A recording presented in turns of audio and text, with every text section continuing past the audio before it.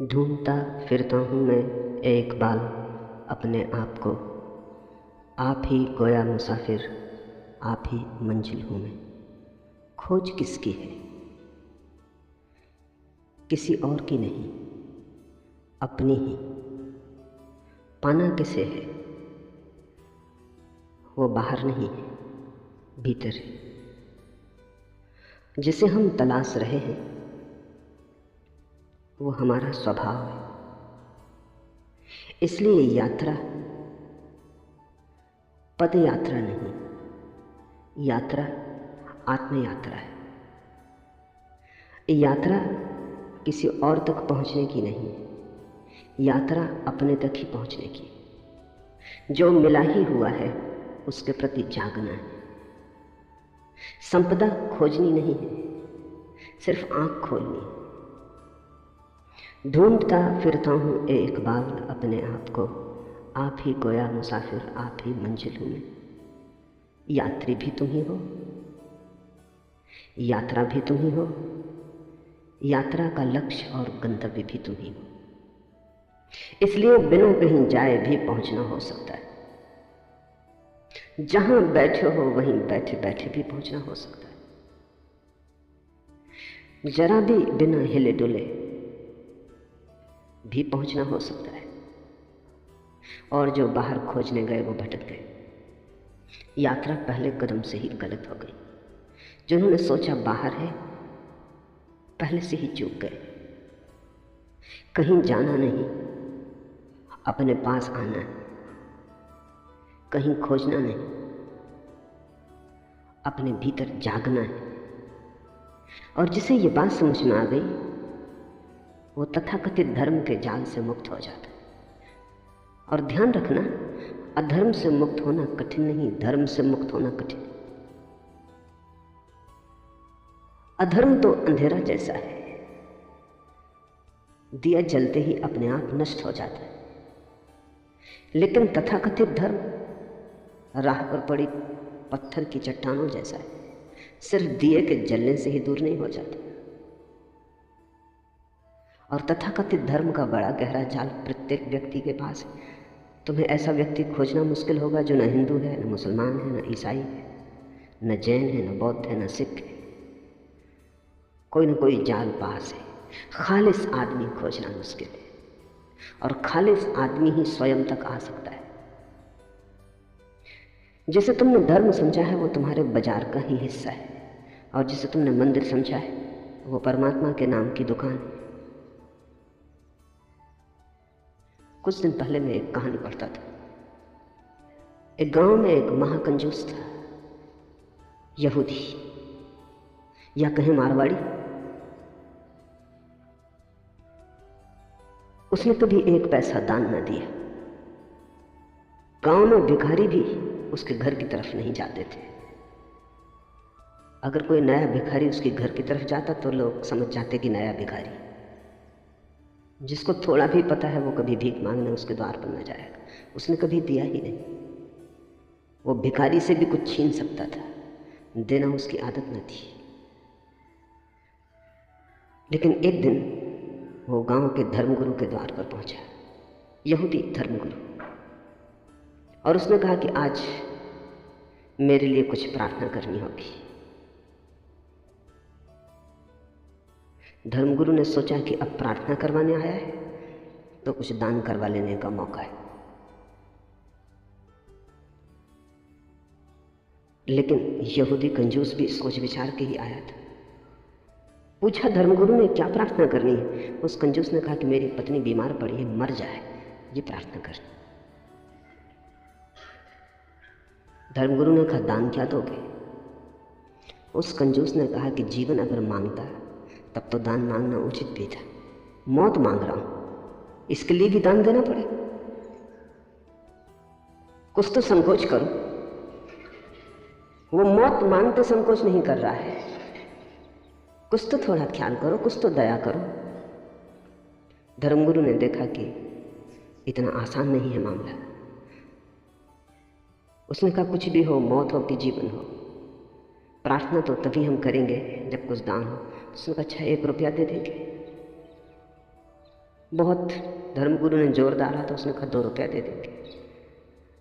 ऐसे कुछ बात बनती ना दिखी तो धर्मगुरु ने कहा सुनो, मौत की प्रार्थना की नहीं जा सकती। कोई उल्लेख ही नहीं है शास्त्र में कि किसी की मौत के लिए प्रार्थना कभी की गई हो।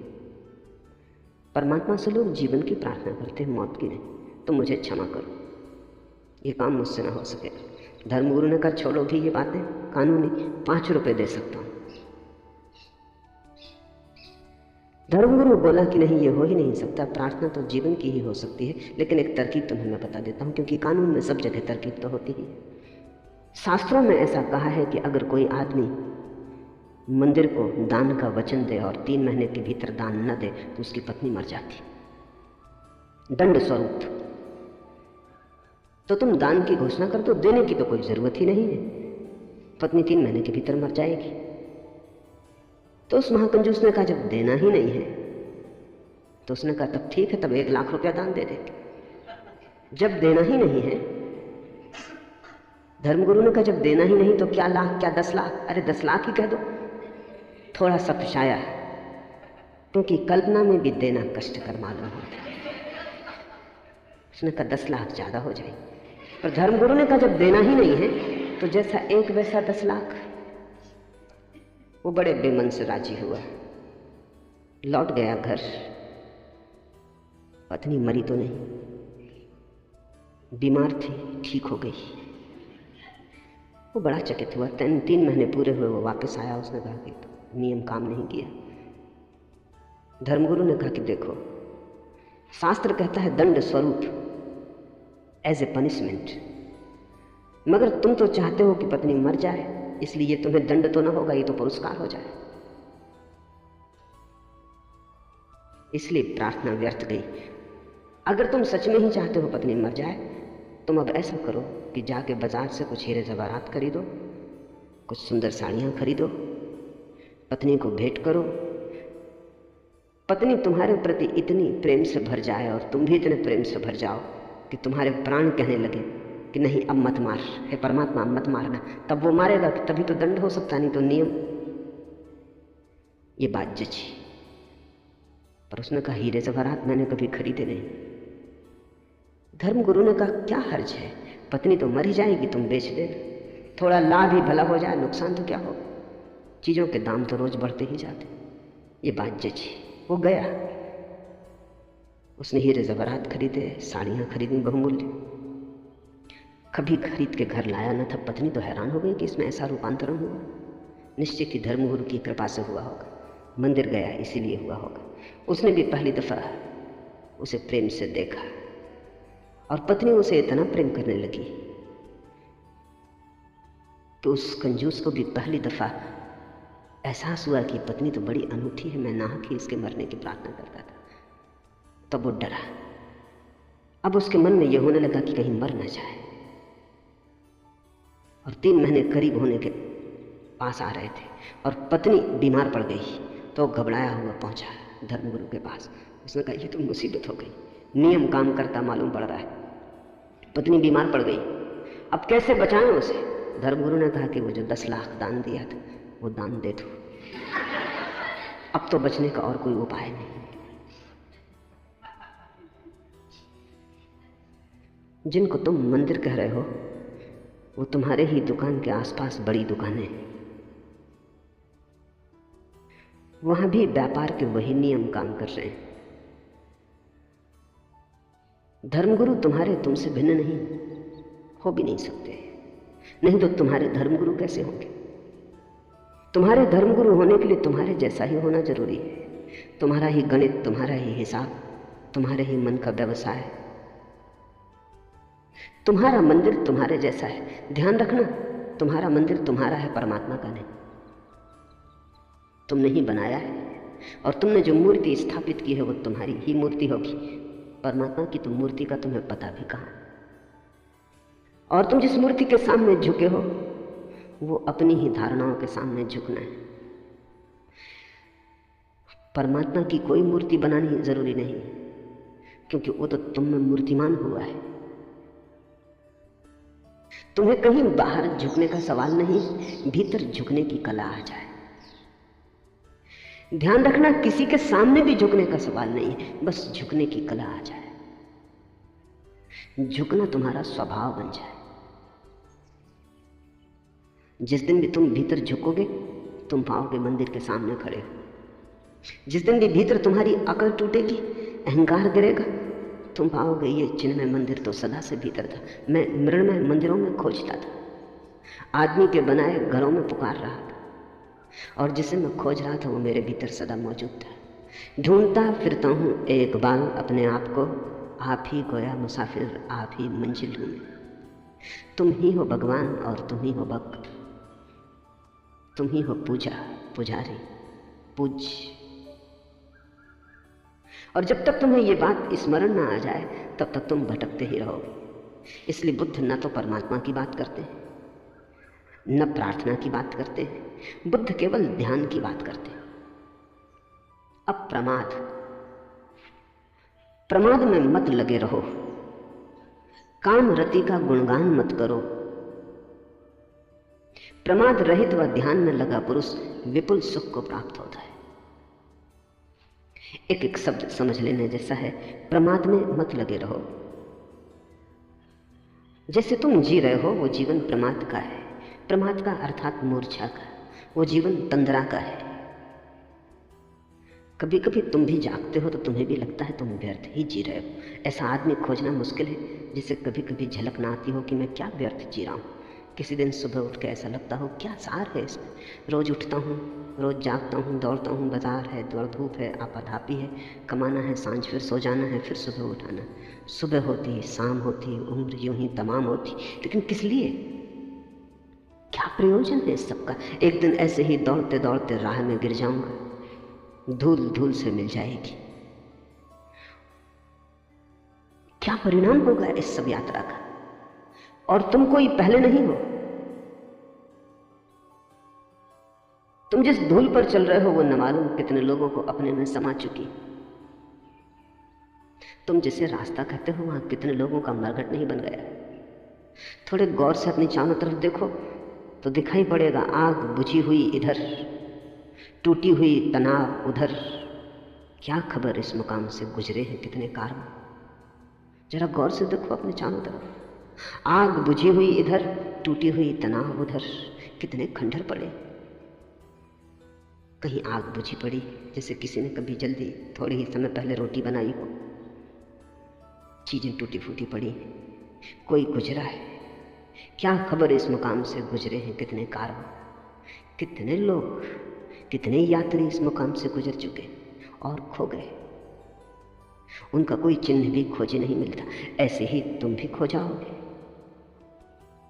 ये बोध सभी को कभी ना कभी पकड़ लेता है, लेकिन तुम इसे झुठला देते हो। तुम अपने को संभाल लेते हो। तुम्हारा संभालने का मतलब क्या है, तुम अपने को संभलने नहीं देते।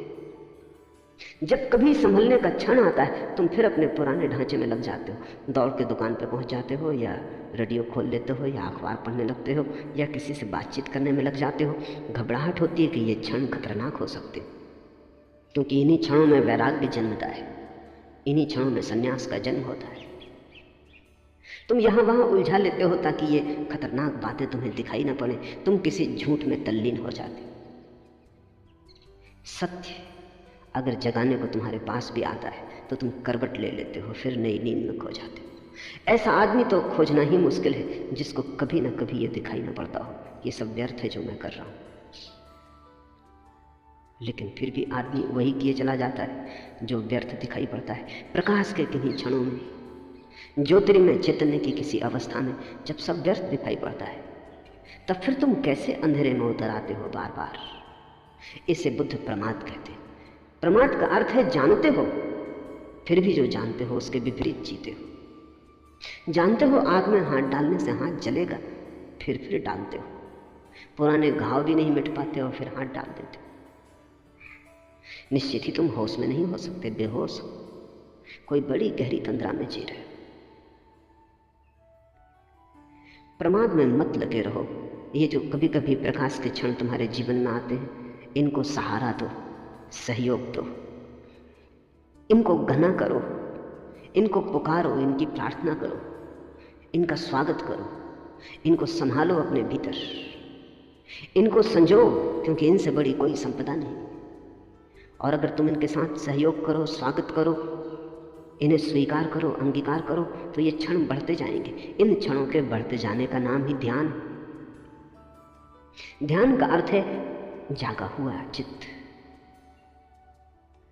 प्रमाद का अर्थ है सोया हुआ चित्त। इसलिए बुद्ध और महावीर ध्यान के लिए अप्रमाद शब्द का प्रयोग करते। प्रमाद में मत लगे रहो, काफी लगे रहे हो। और तुम हजार बहाने खोज लेते हो लगे रहने के।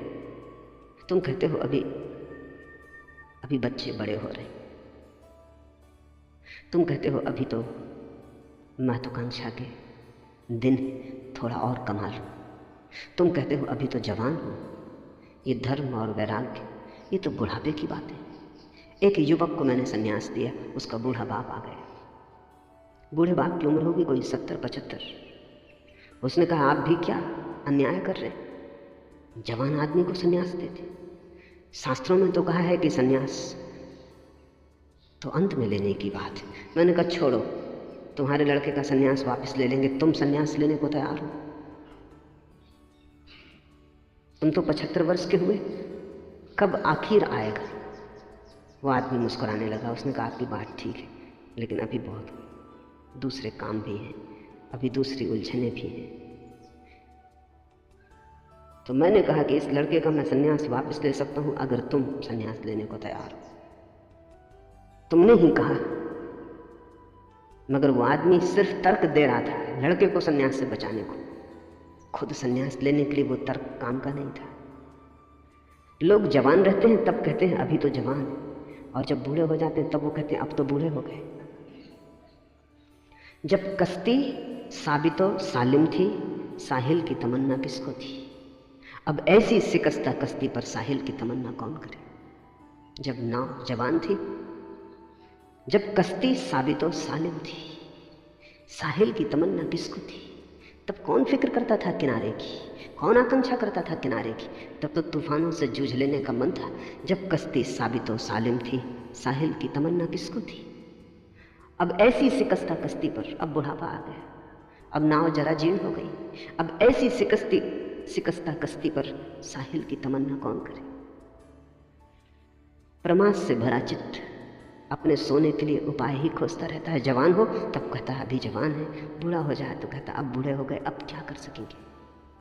बच्चे बच्चे हैं, कैसे संन्यास्त हो जाएं? जवान जवान है, अभी तो जिनकी बहुत शेष है, बूढ़े बूढ़े हो गए, अब तो कुछ शेष ही ना रहा। तुम प्रमाद के लिए तर्क खोजते हो। प्रमाद को जो तर्क सहारा देता है उसी को शास्त्रों ने कुतर्क कहा है। प्रमाद से जो जगाता है उसी तर्क को शास्त्रों ने सुतर्क कहा है। जो तर्क तुम्हें नींद में डुबाए रखता है वो आत्मघाती है, वो जहर है, उसमें दबे दबे तुम मर जाओगे। उसमें बहुत मर चुके हैं। तर्क का उपयोग अपने को जगाने के लिए करना। जैसे जैसे तुम जागने के लिए थोड़ा रास्ता बनाओगे, तुम पाओगे जागृति के और क्षण आने लगे। तुम जितना जितना जागृति के लिए उत्सुक होने लगोगे, प्रतीक्षा करने लगोगे, उतने ज्यादा क्षण आने लगेंगे। जिसे तुम चाहते हो वो आ ही जाता है। बुद्ध का एक बहुत अनूठा वचन है कि आकांक्षा सोच विचार के करना, क्योंकि आकांक्षाएं पूरी हो जाती। जिसे तुम चाहते हो वो आ ही जाता है, देर अबेर। आकांक्षा सोच समझ के करना। अगर धन मांगा धन आ जाएगा, एक दिन आ ही जाएगा।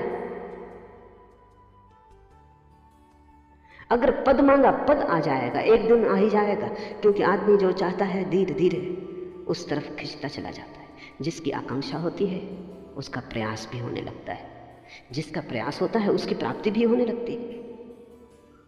सोच के मांगना, क्योंकि जो मांगा है वो मिल जाता है।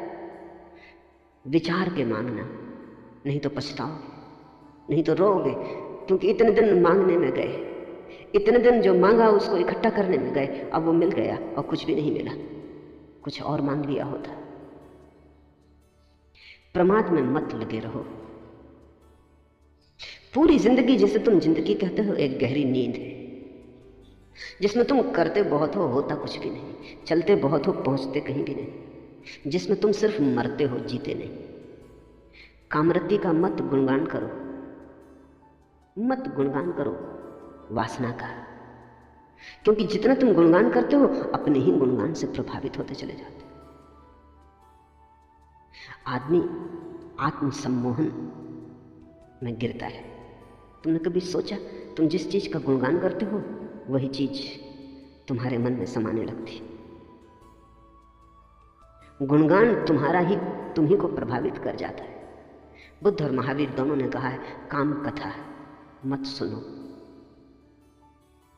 लेकिन काम कथा ही लोग देखते हैं, सुनते हैं। फिल्म हो कि रेडियो हो कि किताब हो कि उपन्यास हो कि कविता हो, लोग काम कथा ही सुनते और पढ़ते हैं। और फिर जब काम वासना जोर से पकड़ती, घबराते, तब कहते हैं तो बड़ा मुश्किल है, इससे छुटकारा कैसे हो। उसी को आरोपित करते, उसी को सींचते, उसी को संभालते, और जब संभल जाती है और जब सारे जीवन को जकड़ देती तो फिर चिल्लाते हैं, चीखते हैं कि इससे छुटकारा कैसे हो। काम वासना वस्तुतः कुछ भी नहीं, सम्मोहन है। और जिस चीज के प्रति भी तुम सम्मोहित होते चले जाओ, सम्मोहित का अर्थ है जिसका भी तुम सुझाव अपने को देते चले जाओ, वही चीज रसपूर्ण हो जाती। रस आदमी स्वयं डालता है, रस वस्तुओं में नहीं, तुम डालते हो।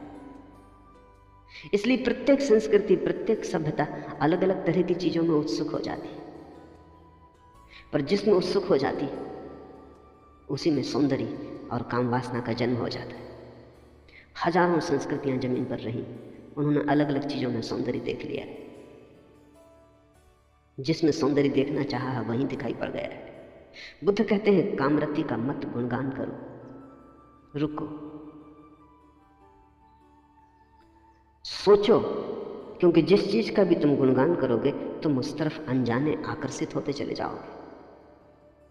आदमी अपनी ही बातों से प्रभावित हो जाता है। तुमने कभी देखा, रास्ते में अंधेरे में किसी गले कूचे से गुजरते हो, अकेले हो, डरते हो, गीत गुनगुनाने लगते हो या सीटी बजाने लगते हो।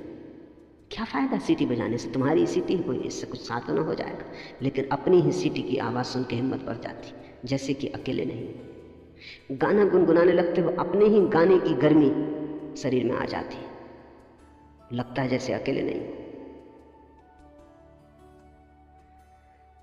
तुमने अपने जीवन को अपने ही सुझावों से भर लिया है, तुम उन्हीं में गिरे हो, उन्हीं में दबे हो।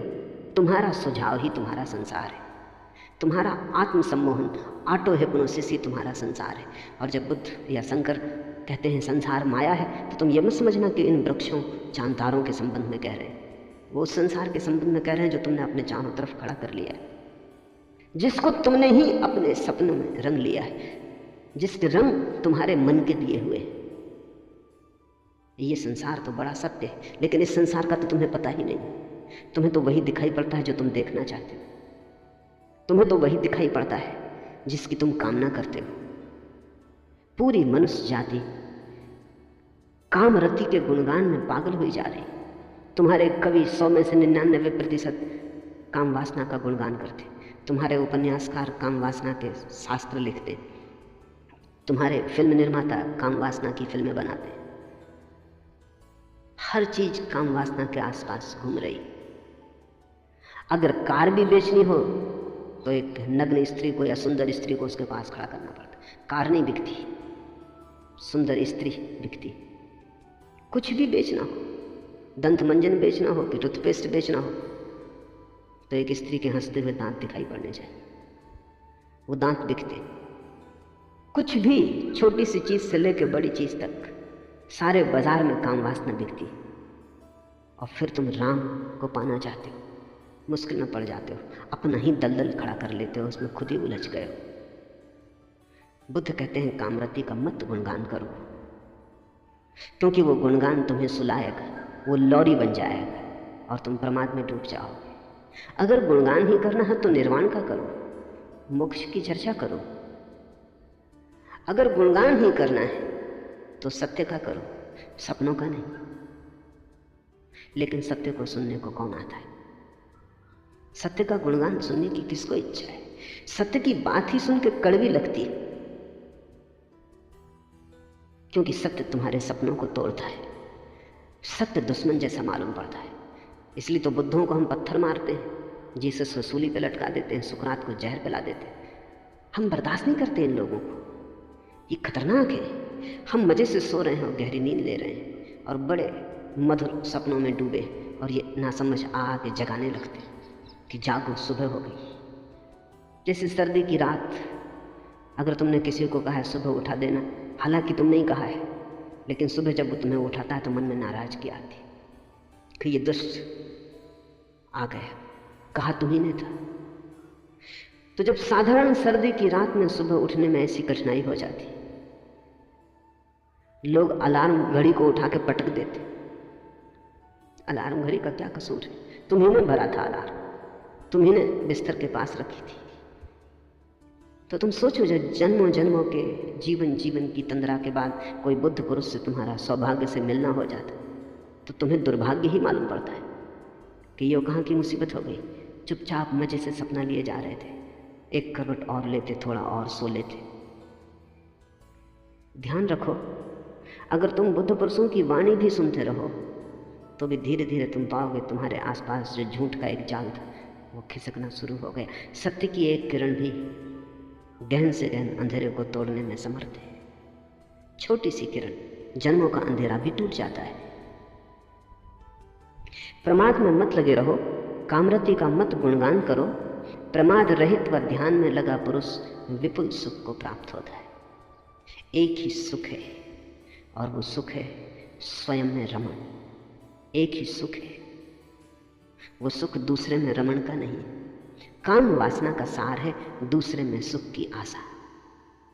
ध्यान का सार है स्वयं में सुख की खोज। बस ये दो ही यात्राएं हैं, या तो दूसरे को खोजो या अपने को। जिसने दूसरे को खोजा वो अपने को न खोज पाया, जिसने अपने को खोजा उसे दूसरे की खोज की जरूरत ही ना रही। जिसने अपने को पा लिया उसने सब पा लिया। एक सूफी फकीर हुआ बहाउद्दीन, उसकी बड़ी ख्याति थी, उसके शब्द बड़े गहरे थे, उसका व्यक्तित्व बड़ा अनूठा था। दूर दूर से लोग यात्रा करके उसके पास आते, लेकिन सभी ठीक कारणों से आते थे ऐसा नहीं, क्योंकि कारण तो तुम्हारे भीतर होता है। एक आदमी उसके पास इसलिए आ गया था और शिष्य हो गया था कि कैसे मैं भी इतना प्रभावशाली हो जाऊं जैसा बहाउद्दीन। बहाउद्दीन ने उसे देखते से कहा कि तुम गलत कारण से सही जगह आ गए। उस आदमी ने कहा क्या मतलब? बहाउद्दीन ने कहा कि तुम अपने को बदलने नहीं आए हो, अपने को सजाने आ गए, और तुम मेरे पास ध्यान करने नहीं आए हो। तुम्हारी उत्सुकता अभी भी पर में, तुम दूसरों को प्रभावित करना चाहते, और यही तो ध्यान के विरोध में। तुम सोच समझ के आओ। उस आदमी को बात तो सही लगी कि वो आया तो इसीलिए है कि दूसरे उससे कैसे प्रभावित हो, कैसे वो भी एक गुरु हो जाए। गुरु होने की आकांक्षा काम वासना। बहाउद्दीन ने कहा क्योंकि उसकी नजर, तुम्हारी नजर इस पे है कि दूसरे मुझे कैसे माने, कैसे पूजे। ध्यानी इस बात की चिंता करता है कि कैसे मैं स्वयं हो जाऊं। कोई पूजेगा नहीं पूजेगा ये उसके विचार में भी नहीं आता। कोई पूजेगा या पत्थर मारेगा ये दूसरे समझे। ध्यानी अपने में डूबता है। उसको बात तो लगी, अब उसको बहाउद्दीन के सामने आना भी मुश्किल हो गया, तो वो छिप के आने लगा। ये देखने की जरूर कोई तरकीब होगी इस आदमी की जिसकी वजह से इतने लोग प्रभावित हैं। एक दिन बहाउद्दीन ने अपने खीसे से एक हीरा निकाला और कहा कि ये हीरा ऐसा ही मूल्यवान है जैसा सत्य मूल्यवान होता है, और ये हीरा बड़ा चमत्कारी है। उस आदमी ने सोचा कि मिल गई बात, इसी हीरे की वजह से आदमी इतना प्रभावी है। रात छिप गया वो। जब सब सो गए वो अंदर गया, खीसे में बहाउद्दीन का हीरा निकाल के भाग खड़ा हुआ। लेकिन हीरा लेके उसने बड़ी कोशिश की कोई प्रभावित ना हो, हाथ में रख के बैठा रहे, कोई पूजा ना करे। वो बड़ा परेशान हुआ कि मामला क्या है, हीरा तो वही है। ऐसे वर्ष बीत गए। एक दिन बहाउद्दीन उसके द्वार पर आया और उसने कहा कि अब बहुत हो गया, वो हीरा वापस लौटा। उस आदमी ने कहा, लेकिन मैं इस हीरे के बल बड़ा प्रभाव पैदा करने की कोशिश कर रहा हूं, कोई प्रभावित ही नहीं होता, मामला क्या है? बहाउद्दीन ने कहा, जब तक तू हीरा न हो जाए तब तक तेरे हाथ में आया हीरा भी पत्थर हो जाए, और तू अगर हीरा हो गया तो तेरे हाथ में आया हुआ पत्थर भी हीरा हो जाता। तू कब तक बाहर की चीजों में परेशान रहेगा? इस हीरे में कुछ भी नहीं रखा है, तू उसे वापस लौटा दे। उस दिन जानता था कि तू छिपा है, इसलिए हीरा निकाला था ताकि तुझसे छुटकारा हो। जब तू रात निकाल के ले गया जेब से तब भी मैं जागा था, क्योंकि योगी कहीं सोता है। इसलिए तो मुझे पता है कि हीरा कहाँ है, और तूने अब काफी दिन प्रयोग कर लिया, अब लौटा दे। और अब तो समझ, बाहर से नजर को भीतर हटा। हीरा मांगने नहीं आया हूं, तुझे बुलाने आया हूं कि अब तुझ में अकल आ जानी चाहिए। जीवन के दो ही ढंग हैं, या तो बाहर का हीरा या भीतर का हीरा। जीवन के दो ही मार्ग हैं, या तो तुम भिखारी की तरह खोजते रहो हाथ फैलाकर भिक्षा पात्र लिए, या तुम सम्राट हो जाओ, अपने भीतर झांको।